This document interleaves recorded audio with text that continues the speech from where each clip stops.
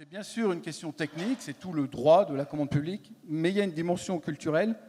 Quand Jean-Marc dit, en rigolant, on va supprimer le code des marchés, pourquoi est-ce qu'il existe en fait ? Qu'est-ce qui fait que le secteur public s'est doté d'un code particulier ? Qu'est-ce qui fait que le code commercial ne suffisait pas ? A priori, le privé n'achète pas plus mal, n'est pas plus corrompu, n'est pas plus soumis à d'autres tentations. Et donc, au final, qu'est-ce qui justifie l'existence de ce code particulier ? Moi, je crois que, fondamentalement, son existence, elle vient d'une double défiance.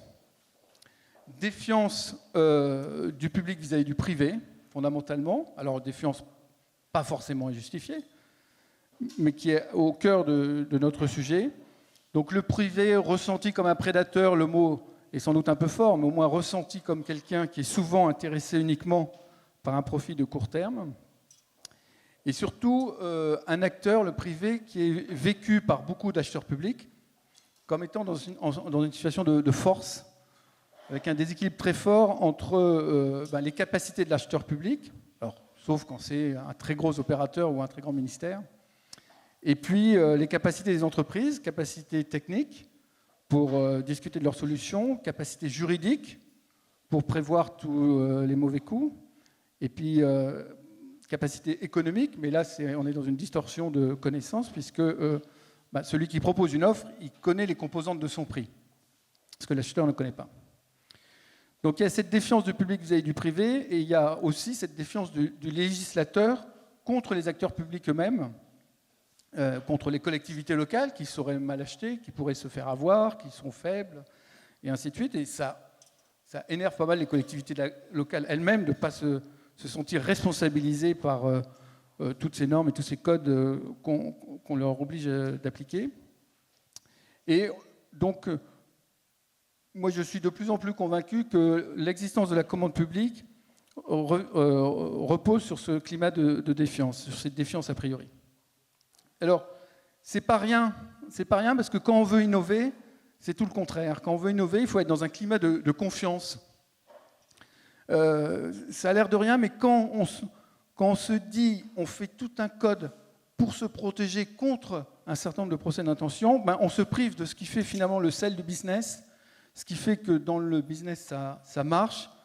Et c'est un certain nombre d'éléments comme ceux que je vais vous présenter. Donc la connaissance mutuelle. On se connaît. C'est terrible, ça, dans la commande publique. Quand on se connaît par avance, c'est louche. Non, c'est très important de se connaître par avance, de savoir quelles sont les limites des uns et des autres, ce qu'on peut lui demander, ce qu'il peut faire, jusqu'où il peut aller. Parce que quand on est dans une relation de confiance, les efforts sont partagés, les efforts sont communs. Moi, j'aimais bien cette phrase qu'on m'avait apprise quand j'étais jeune consultant. La qualité d'une relation se mesure à l'équilibre des efforts. C'est ce qui doit se passer dans une relation de confiance. Parce que les difficultés sont source d'innovation et non d'avenant. Ce qui est malheureusement trop souvent le cas. Parce qu'on sait aujourd'hui qu'on est dans un jeu un peu pervers. On gagne en étant au moins 10 ans et après, on se débrouillera toujours pour faire de la marche par les avenants. Parce que l'objectif commun est le succès des deux plus que le respect d'un contrat. Parce que je sais que l'autre ne me lâchera pas. C'est un peu naïf, mais je rappelle ça pour rappeler quand même les éléments essentiels d'un rapport de confiance qui peut permettre à l'innovation de se développer. Et vous voyez qu'il n'y a rien de tout ça dans la procédure qui va faire qu'à un instant T, on va choisir un moins 10 ans ou un mieux 10 ans sur la base de dossiers qui sont valables à un moment, et ainsi de suite. Du coup, quelques conditions que je vous propose pour développer, de mise en place de l'innovation dans la commande publique. Et puis, il faut faire avec le Code des marchés publics. On ne va pas proposer de le supprimer. Mais il faut avoir en tête quelques conditions de réussite. Reconnaître d'abord que innover, c'est ambitieux. Je dis ça parce que souvent, on me rapporte que les gens parlent d'innovation et il n'y a pas de véritable enjeu. Donc, innover, c'est ambitieux, on innove pour atteindre des résultats qui sont des résultats sensiblement meilleurs que ce qu'on fait par d'autres façons. Si c'est innover pour faire autre chose, mais qui coûtera à peu près le même prix, mais qui sera simplement une technique différente, ça n'a pas d'intérêt. Donc, et pour nous, innover, c'est pour consommer beaucoup moins d'énergie carbonée en obtenant le même type de résultat de service. Donc, partir déjà d'un constat que c'est ambitieux et qu'on n'innove pas, que ce n'est pas un mot pour se faire plaisir. 2, ça suppose un coût d'investissement. C'est valable pour les deux, c'est-à-dire que les entreprises privées doivent consentir à un investissement. Il n'y a pas d'innovation sans investissement. Et alors c'est très variable selon les secteurs. Les secteurs à faible marge, objectivement, même si parfois il y a des très très grands groupes, leurs capacités d'investissement ne sont pas très fortes. Et le poids de l'investissement du BTP par rapport au chiffre d'affaires, il est quand même très limité. Quand on est sur les technologies et systèmes d'information, on est sur des acteurs qui ont des capacités d'investissement un peu plus importantes, mais il faut admettre de la part du public, du privé, qu'il faut quand même investir et que ça a un coût, et il faut admettre de la part du public que l'investissement, c'est coûteux pour les entreprises. Bien souvent, on se dit, mais ils peuvent investir, regarder ce qu'ils vont gagner après, en confondant d'ailleurs chiffre d'affaires de l'entreprise et marge future. Et non, des deux côtés, la notion d'investissement et le coût d'investissement doit être respectée. Bon, c'est risqué, c'est sûr, il faut le savoir. Donc et il faut le faire en confiance. On saura que c'est risqué. Ça peut être gagnant-gagnant. Et on verra tout à l'heure qu'il y a des montages qui font que l'acteur public peut bénéficier de l'innovation. C'est long. C'est long. Alors là, c'est terrible de dire c'est long parce que ça paraît une banalité. Mais dans la commande publique, quand c'est long, on s'inquiète. C'est-à-dire, ah bon, on va imaginer un projet d'innovation dans le domaine de l'énergie, on va faire la R&D, on va faire le prototype, on va développer la solution, on va exploiter la solution, c'est-à-dire qu'on s'engage dans un processus où on va peut-être travailler ensemble 10, 15, 20 ans, parce que c'est le temps de gestion de cette innovation. Et dans la commande publique, on n'aime pas, et les acteurs publics, c'est vrai, n'aiment pas forcément être pieds et poings liés vis-à-vis d'un acteur. Mais quand on innove avec quelqu'un, il faut savoir que c'est pour longtemps. C'est plein de surprises, donc ça veut dire que ça ne sert à rien de tout modéliser dans des cahiers des charges. Si on essaye de tout modéliser pour gérer une relation contractuelle, on n'y arrivera pas. Donc vaut mieux partir sur des relations de confiance que sur des relations contractuelles, parce que dans le cadre de l'innovation, ça ne marchera pas. Puis, excusez-moi, c'est une responsabilité partagée. Il y a des sujets lourds là-dessus. Il y a là-dessous, il y a la question de la confidentialité. Donc il faut notamment que l'acteur public s'engage, soit très, très respectueux de la confidentialité des secrets qu'il détient ou des intentions qu'il détient. Et c'est une réussite commune, comme je le disais tout à l'heure. Voilà, c'est quelques éléments, entre guillemets, culturels ou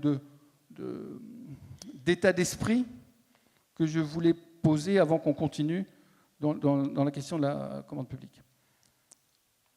Alors, par rapport à tout ça, moi j'ai une conviction, c'est pas, tout le monde peut l'observer, c'est que la contrainte énergétique rend incontournable les coopérations publiques-privées. Il n'y a pas un élu, il n'y a pas un acteur public qui se dit il faut que je fasse quelque chose par rapport à la transition énergétique, un élu de grande agglomération, et qui se dit je vais le faire sans les acteurs privés. On n'imagine pas ça. Donc forcément, dès lors que l'on veut développer de nouvelles solutions énergétiques, dès lors que l'on veut développer les smart grids, dès lors que l'on veut développer tout un tas de choses, de nouveaux moyens de transport, on sait qu'on va le faire avec les acteurs privés. Et donc tous les grands acteurs publics qui s'engagent dans cette voie avec détermination s'organisent, se structurent pour être en mesure de coopérer avec des entreprises privées. Et donc l'enjeu de réussite va l'emporter, et l'emporte, je pense déjà, sur les défiances réciproques. Alors, vous allez me dire, ça, c'est pas nouveau, ça fait quand même longtemps que la France a une habitude de coopération entre le public et le privé. Je ne vais pas parler du secteur de la défense avec Dassault, Thomson, Thales, tout ça. Bon, il y a des choses assez anciennes qui marchent bien et dans tous les domaines. Mais je suis assez persuadé que ça va se développer dans le cadre de la transition énergétique et que ça va emporter un certain nombre de défiances en tous les cas. Il y a plein d'exemples. Il y a Bouygues et ici Moulineau. Alors, je ne veux pas trop centrer sur les grands groupes parce que quand je dis Bouygues et ici Moulineau, il y a aussi plein d'autres petites boîtes qui sont associées à ces développements. Il y a Nice, IBM et plein de start-up. Il y a le Grand Lyon et Toshiba. Il y a Il y a quelque chose de plus ancien, Bordeaux et Alstom pour vous savez, le tramway qui marche sans caténaire avec alimentation par le sol. Donc ça, c'était une innovation. Et d'après ce que je crois, Bordeaux reçoit une forme de royalty chaque fois que cette solution est vendue par la filiale d'Alstom auprès d'autres collectivités. Donc c'est vraiment un truc gagnant-gagnant. Alors, quelles sont nos recommandations pour accélérer la mutation culturelle? C'est pas évident, ça, comme sujet. Le premier, c'est de repartir de l'essentiel, c'est-à-dire le partage des enjeux climatiques, énergétiques et écologiques. Est-ce que plus il y aura des acteurs convaincus qu'il y a un enjeu majeur et qu'il faut innover pour relever ces défis-là, plus les outils, les pratiques évolueront pour aller pour faciliter l'innovation. Alors, les acteurs à mobiliser par rapport à ça, c'est le Conseil d'État, parce que quelque part, il était en amont de toute la doctrine. Alors, j'ai peut-être oublié l'Europe et ses directives, mais ça, c'est derrière nous. Il est aussi, le Conseil d'État, un peu responsable de toute la jurisprudence des tribunaux administratifs dans ce domaine-là. Donc, pour le moment, ce n'est qu'une question, quelle est la conscience des enjeux de transition énergétique de ces acteurs-là? Et est-ce qu'ils intègrent ça? Est-ce qu'ils intègrent, entre guillemets, une forme d'urgence, de besoin d'innovation, quand ils préparent des textes ou définissent des jurisprudences? Pareil donc pour la DSJ de Bercy, les acheteurs, les maîtrises d'ouvrage, les entreprises elles-mêmes. Côté maîtrise d'ouvrage, côté collectivité locale et côté entreprise, on peut estimer qu'il y a une bonne compréhension de tous ces enjeux-là. Mais les acteurs en amont, la question se pose. En tous les cas, il faut, c'est ce qu'on essaye de faire au Shift, continuer à mobiliser. La deuxième recommandation, c'est la multiplication des lieux, des outils, des structures d'échange. Et ça se développe pas mal. Il y a des groupes de travail ministériels un peu dans de nombreux domaines. Donc, il y a des animateurs des clubs des écoquartiers qui existent toujours, le club des aménageurs qui vient de se lancer, il y a des groupes de travail à la DGI. Donc, des lieux de rencontre entre les entreprises et les acteurs étatiques, il y en a beaucoup. Il y a des structures comme Vivapolis, comme le plan bâtiment durable, l'Institut de la gestion déléguée, là où on est que sur les délégations de services et sur ces questions juridiques, mais c'est des lieux de débat entre les entreprises et les représentants de l'État. L'Institut de la ville durable, qui devrait se créer et qui sera aussi un lieu de rencontre entre les entreprises et les acteurs représentants de l'État, représentants des collectivités locales, pour parler de ce sujet et bien d'autres.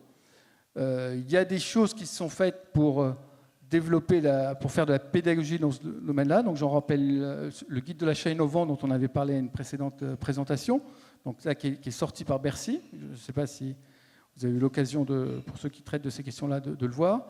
Et depuis le dernier point d'étape, il y a la sortie du Vademecum Innovation et Ville Durable, qui a été produit par le pôle de compétitivité Advanced City, financé par la Caisse des dépôts, en lien avec le ministère. Je le cite, je le reciterai plus tard.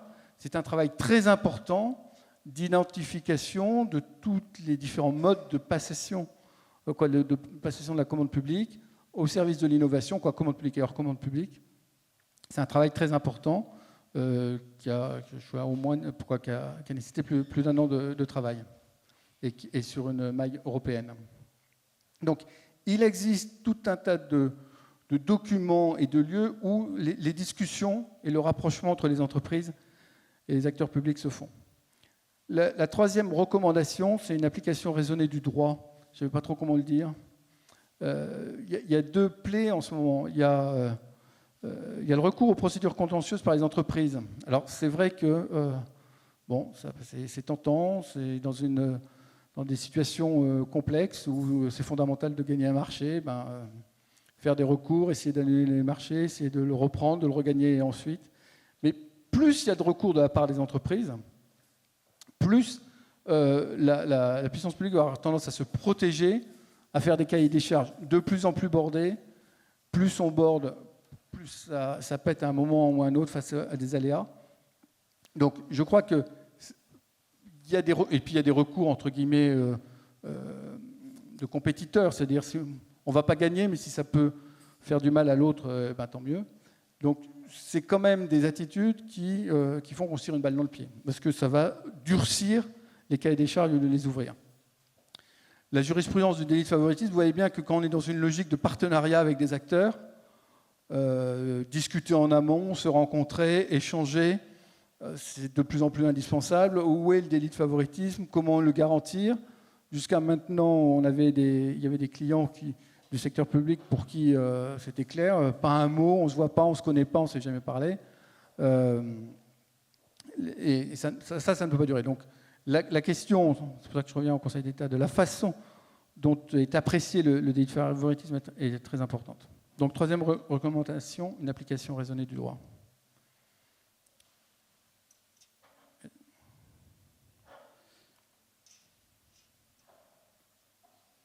Pardon.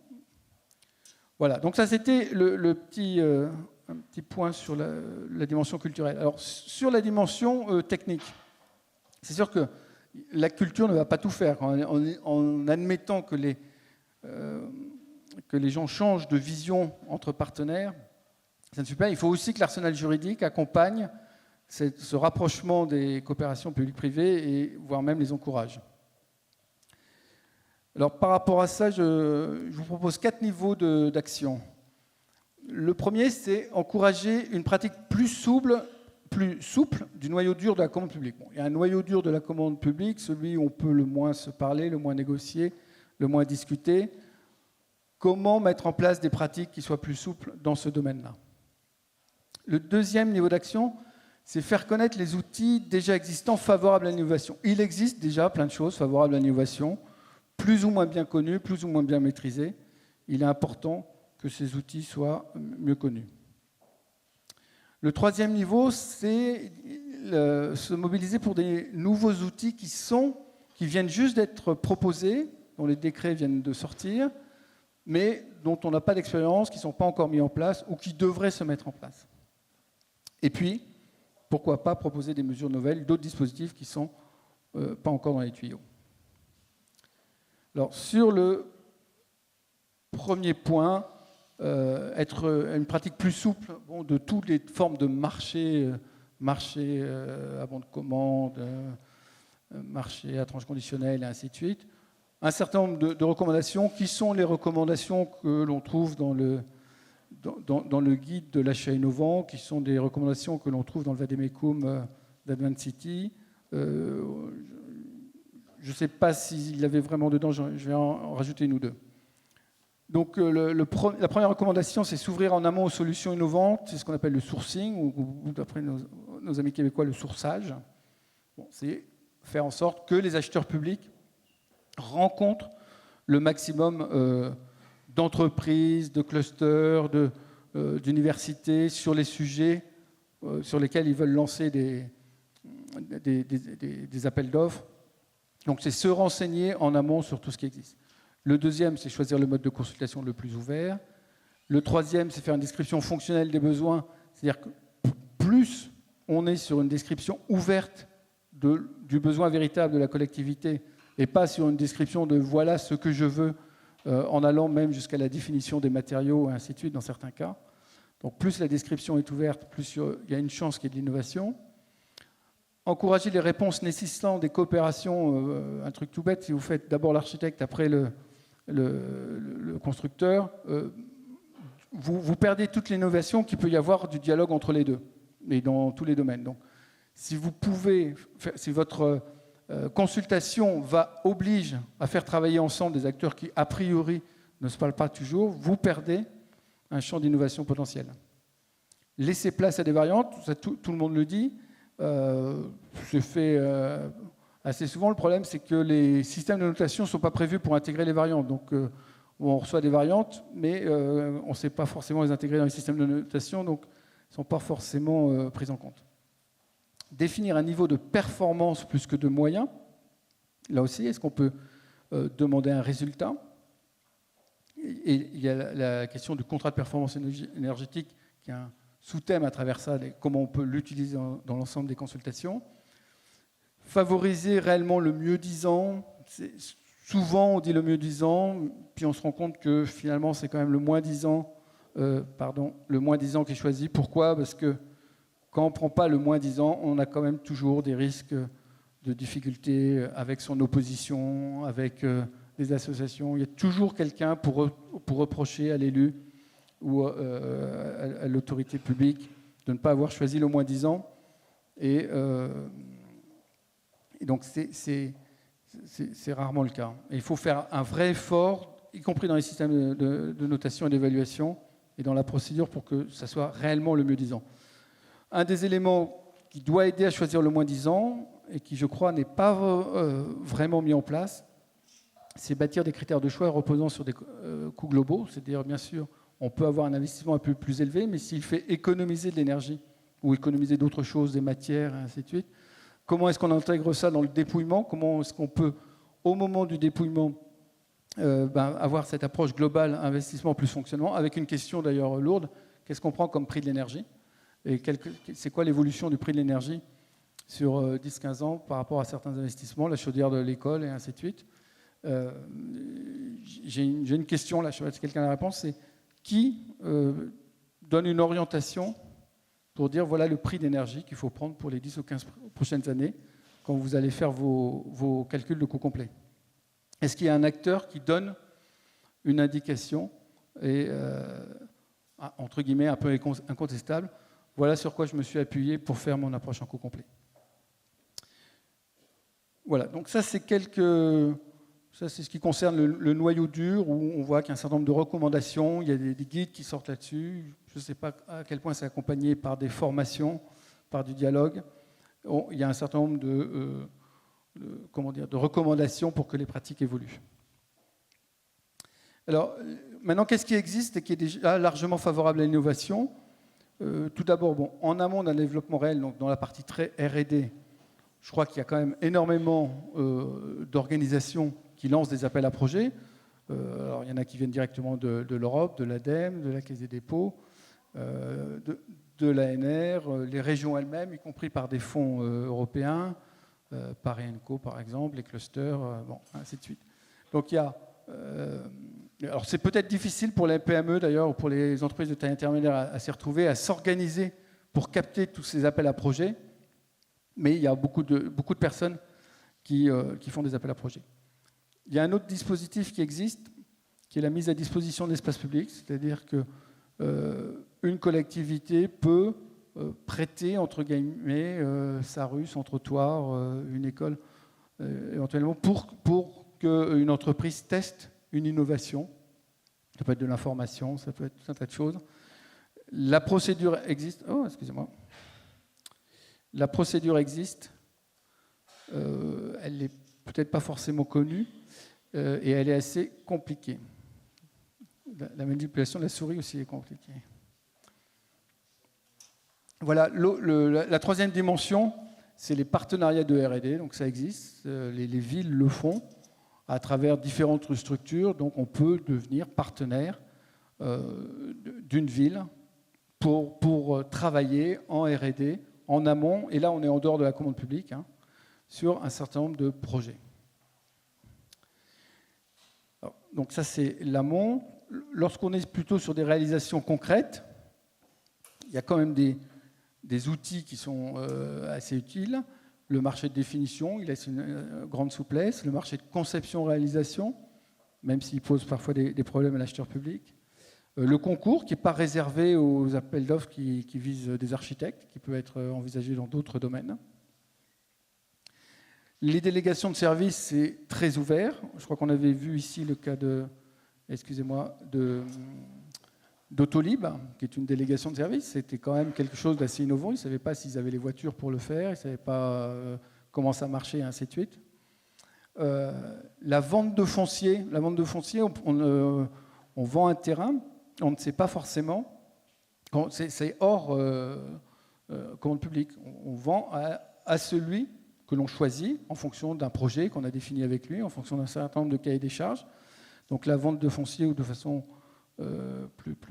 pour des opérations plus larges, les actes à maîtrise foncière partielle, c'est-à-dire la collectivité définit un cahier des charges relativement global et va pouvoir influencer ce qui va être développé sur la zone d'action concertée. Vous pouvez aller encore plus loin, c'est-à-dire monter une société conjointe entre une société privée et une collectivité. Hein, je crois. Bordeaux, quand je dis Bordeaux, c'est peut-être la communauté urbaine de Bordeaux et le tramway Alstom. Là, je ne sais plus par quel montage juridique ils sont passés ou tout simplement par un partenariat, mais on peut faire un GUE, on peut faire une JP, on peut faire une société anonyme. On peut, entre un acteur public et un acteur privé, au moment d'une innovation, monter carrément une société. Le groupe La Poste l'a fait dans le domaine des logiciels pour vendre sa solution aux autres postes, une solution conjointe à d'autres postes dans le monde. Donc là, on est sur l'innovation. Et puis, il y a quand même une solution qui reste une bonne solution, que j'ai envie de dire aux entreprises. Il faut breveter, parce que quand on répond avec une solution brevetée, si votre brevet est quand même la meilleure solution pour répondre aux besoins de la collectivité, vous pouvez entrer en marché négocié parce que vous avez la bonne solution. Alors, il y a des textes juridiques qui disent oui, bon, c'est quand même pas si facile, mais dans la pratique, certains acheteurs publics me disent nous, quand il n'y a qu'une solution et qu'elle est brevetée, on négocie avec celui qui est le détenteur du brevet parce qu'il n'y a que lui et personne ne peut faire un recours parce que personne ne peut dire j'ai aussi la solution. Elle est protégée par un brevet. Il y a même des acheteurs publics qui déposent des brevets de façon à pouvoir les proposer à des entreprises et les aider à se développer à partir de leurs brevets pour garder quand même un peu la maîtrise des choses. Donc le brevet reste une solution très bénéfique.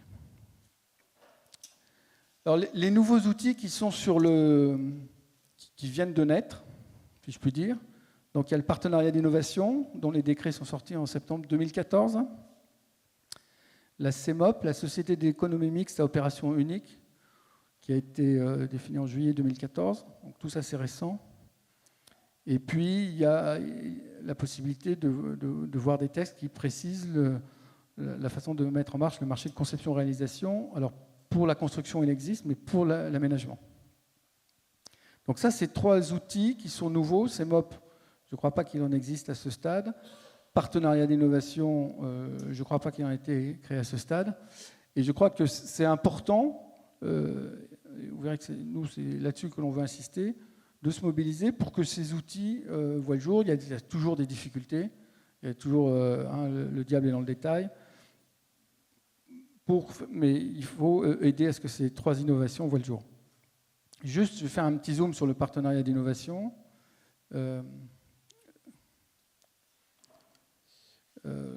Donc l'idée, jusqu'à maintenant, quand vous faisiez une procédure de développement d'une solution, quand on passait à la phase d'achat de la solution, on devait remettre le marché en concurrence. On devait relancer une consultation. Donc celui qui avait développé avec une collectivité une solution, au moment de la commercialiser et de la vendre, il n'était pas sûr que c'était lui qui allait ramasser la mise.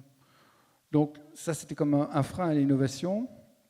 Et donc, le partenariat d'innovation vous permet de vous engager avec des entreprises des phases de R&D, parce qu'on peut prévoir plusieurs jalons, arrêter quand on veut, jusqu'à la phase d'acquisition de la solution. Donc c'est une sécurisation pour les entreprises qui se lancent dans ces partenariats d'innovation. Il y a une difficulté, semble-t-il, c'est comment est-ce qu'on peut justifier qu'on est dans une réelle situation d'innovation. Donc les textes disent que la collectivité doit faire une étude préalable en amont pour vérifier qu'elle est bien en situation d'innovation, c'est-à-dire qu'aucune entreprise ne dispose d'une solution qui répond à son besoin. Ceci dit, quelle est la fiabilité de cette étude préalable? Est-ce qu'il n'y aura pas un recours à un moment donné d'une entreprise disant « mais vous avez oublié que moi j'avais cette solution », ça peut être 2 ans après, 3 ans après. Donc, on voit qu'on est dans une certaine incertitude juridique et la question se pose d'aider les collectivités à monter ces projets et à les rassurer sur le fait qu'à l'instant T, au moment où elles lançaient leur procédure, elles étaient bien dans une situation d'innovation. Alors, qui peut rendre ce service je ne sais pas si vous vous souvenez, au moment des PPP, quoi, il y avait une mission d'appui à la mise en place des PPP.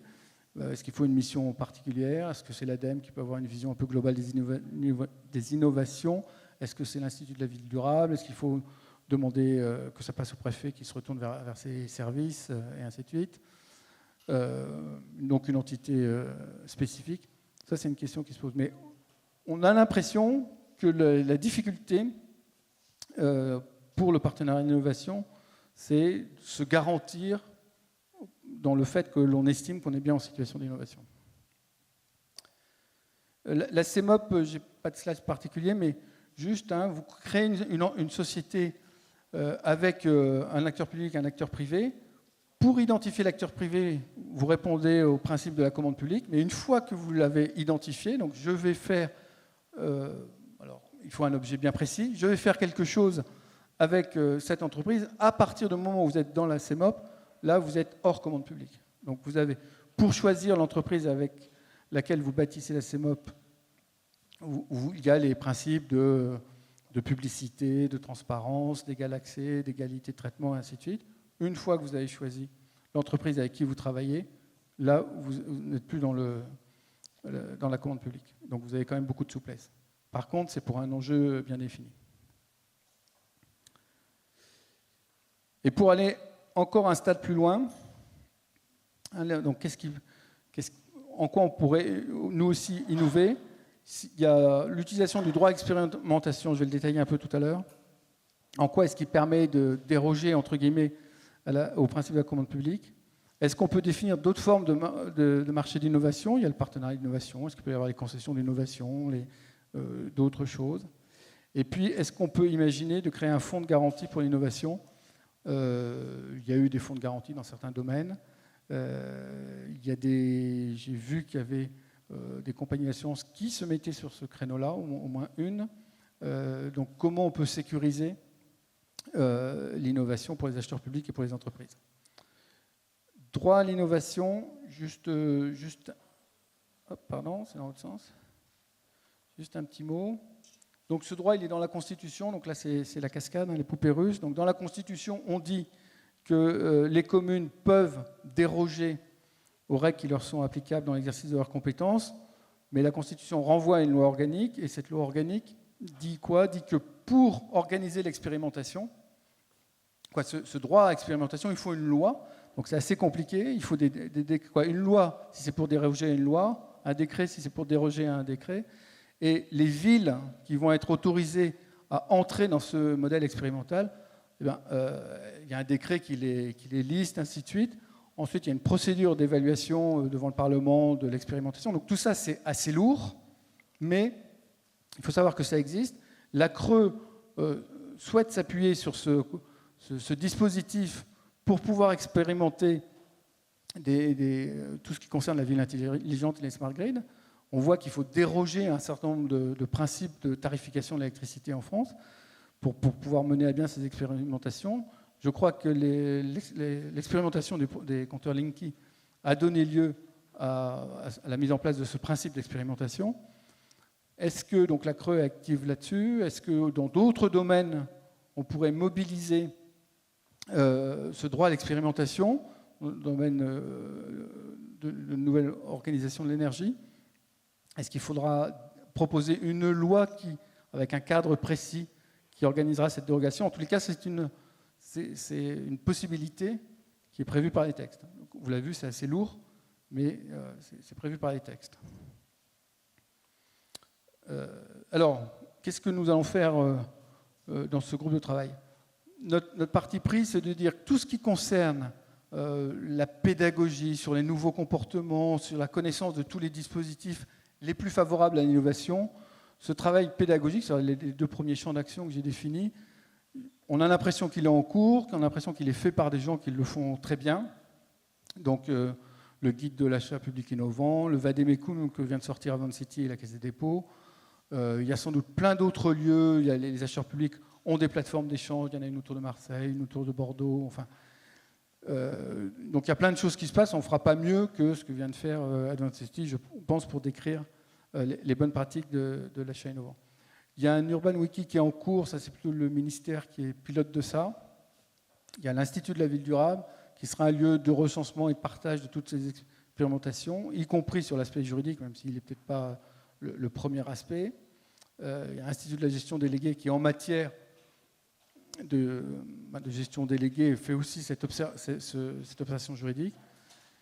Je ne sais pas si vous avez vu que le Conseil d'analyse économique, et notamment ces notes signées par Jean Tirole, qui demande à ce qu'il y ait une entité chargée d'évaluer qualitativement la demande publique. C'est vrai qu'on n'a pas aujourd'hui, il y a des gens qui... L'Observatoire de la commande publique vous dit combien en euros on a produit de commande publique, mais il ne vous dit pas telle chose a été utilisée plus que telle autre, ça a permis l'innovation, ça ne l'a pas permis, et ainsi de suite, où il y avait des risques, il n'y a pas eu de risques, et ainsi de suite. Bon, a priori, ça devait être une évolution de la DEJ et de l'Observatoire de la commande publique. Donc, sur ces sujets-là, on va juste exercer une veille, mais on ne va pas forcément investir, nous, pour proposer des guides ou d'autres éléments pédagogiques. Par contre, je pense que si on peut participer au développement du partenariat d'innovation, des CEMOP, du marché conception-réalisation d'aménagement, faire en sorte que les petits grains de sable qui aident au développement de ces produits, à la mise de ces produits, soient identifiés, soient levés, et qu'on puisse travailler, faire des propositions là directement à la DGI, on fera œuvre utile. Et de même pour les 3 sujets un peu innovants que je vous ai cités, droit à l'expérimentation, donc il faut se rapprocher de la CRE pour voir comment elle avance sur ce sujet, imaginer de nouveaux marchés d'innovation et la question du fonds de garantie, sujet plus financier que l'on pourrait aussi traiter. Donc, à la rentrée, après un peu ce tour de piste un peu peut-être général sur la commande publique, je crois que le message à retenir, c'est qu'on va se concentrer sur ces 3 outils pour les faire émerger, parce que je pense qu'ils répondent à un vrai besoin, essayer de voir comment on peut contribuer, faire œuvre utile là-dessus et approfondir les pistes d'innovation. Et donc, on lancera un groupe de travail en septembre sur ces sujets. Vous trouverez dans les documents donc, les 3 liens sur le guide pratique de l'achat innovant, sur le Vademo Innovation et Ville Durable, et sur la note du Centre d'analyse économique, la note de Jean Tirole. Et pour finir, voilà. Je vous remercie.